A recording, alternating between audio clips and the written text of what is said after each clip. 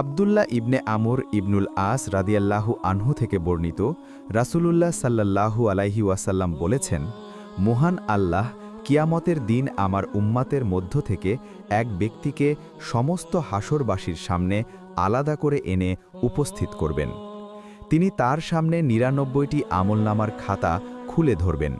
প্রতিটি খাতা দৃষ্টিসীমা পর্যন্ত বিস্তৃত হবে।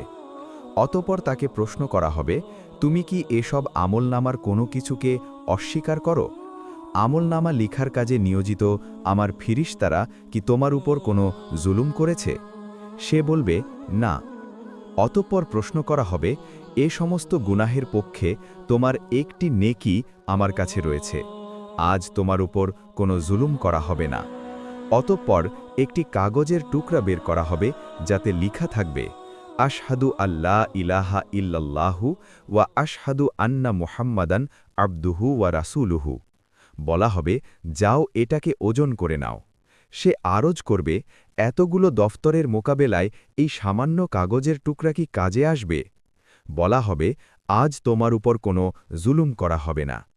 অতঃপর ওই দফতরগুলোকে এক পাল্লায় রাখা হবে এবং অপর পাল্লায় ওই কাগজের টুকরাটি রাখা হবে।